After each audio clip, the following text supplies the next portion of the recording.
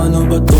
Gumugulo sa isip ko, imahinasyon ay naglalaro sa magulong mundo. Kung minsan ang galaw ay mabagal at nalilito, bigyan ng oras ang sarili para makilala mo kung sino ba talaga sa atin ang aning nagtatalo sa harap ng salamin. Alamin kung sino talaga ang nagsinungaling. Bakit mas payapa-yata pumunta sa madilim? Basta may kasamang dukat, walang ibang hiling. Teka, ba't walang epekto? Ganto talaga sa lugar ng mga tao. Hindi tanong namutak kang nasa malayo. Kung takot sa bukas ay paano mo babago? Paano kung wala? Mas mahirap sa daga. Paano kung walang makahig e di walang matuka? Paano kung wala? Mas mahirap sa baba.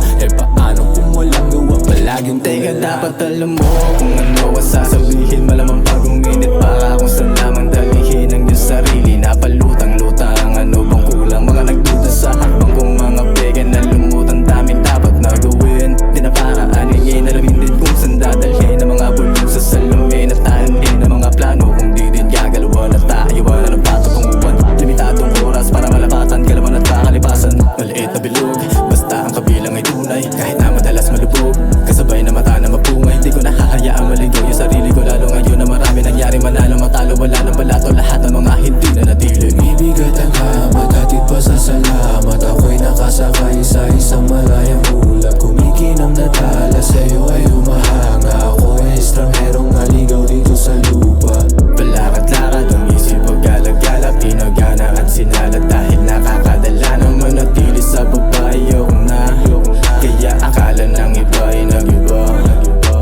Di ko maiwasan, sulyapan ng alaalang kayamanan. Dati bata pa ang daming kaganapan. Nagtubatan lang ang daming katanungan. Ano ba to? Ano ba to?